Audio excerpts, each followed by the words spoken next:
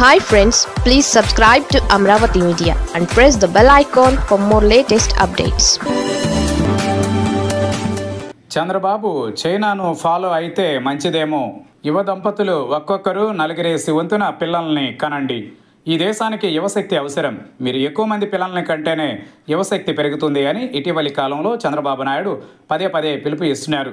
నిజానికి ఆయన కుటుంబంలో 2 తరాలుగా ఒక్కరే బిడ్డతో సరిపెట్టుకుంటున్నారు. కానీ రాష్ట్ర ప్రజలందరినీ నలుగురు వంతున పిల్లల్ని కనమంటున్నారు అంటున్నారే తప్ప అలా ఎక్కువ మంది పిల్లల్ని కంటే ఏం ప్రోత్సాహకాలు ఇస్తారో మాత్రం వెల్లడించడం లేదు. కానీ ఇప్పుడు చైనాలో కొత్తగా ప్రకటించిన మాదిరిగా చంద్రబాబు కూడా ఏదైనా చేస్తే రాష్ట్రంలో ఖచ్చితంగా ఆయన కోరుకున్నట్టు జననాలు పెరుగుతాయని పలువురు అంచనా వేస్తున్నారు. చైనాలో ప్రస్తుతం ఒకరికంటే ఎక్కువ మంది బిడ్డలను కనేవారికి ప్రభుత్వం ప్రోత్సాహకాలు ప్రకటించింది.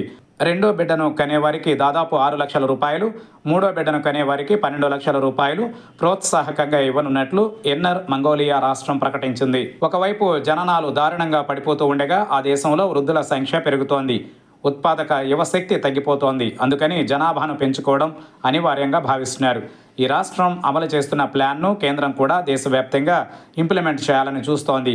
ఒకరికంటే ఎక్కువ మంది బిడ్డలను కనేవారికి ఏడాదికి 43,000 రూపాయల వంతున కొన్ని సంవత్సరాల పాటు ప్రోత్సాహకాలు అందించే ఆలోచన అక్కడ చేస్తున్నారు. మొత్తానికి ఈ ప్లాన్ అక్కడ సత్ఫలితాలనే ఇస్తోంది. అయితే చంద్రబాబు నాయుడు ఎక్కువ మంది పిల్లలను కనమని చెబుతున్నారే తప్ప అదనంగా ప్రభుత్వం తరఫున ఎలాంటి ప్రోత్సాహకాలు కల్పిస్తారో ఒక్క మాట కూడా అనడం లేదు. చైనాలో అయితే వారికి వివిధ రకాల సబ్సిడీలు, ఇల్లు కట్టుకోవడానికి సబ్సిడీలు ఇలాంటివి అనేకం ఉంటున్నాయి. చంద్రబాబు ఆర్థిక భారం పడే పనులు చేయలేకపోయినప్పటికీ కనీసం ప్రభుత్వం అమలు చేస్తున్న సంక్షేమ పథకాలలో వారికి కొంత ప్రాధాన్యం ఇచ్చేలాగా ఏదైనా ప్రకటిస్తే బాగుంటుందని పలువురు అనుకుంటున్నారు.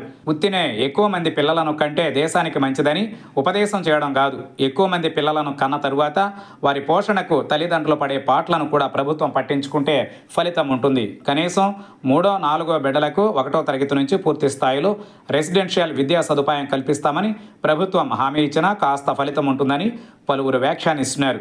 మరి చంద్రబాబు చైనా ఫార్ములా ఫాలో అవుతారో లేదో చూడాలి.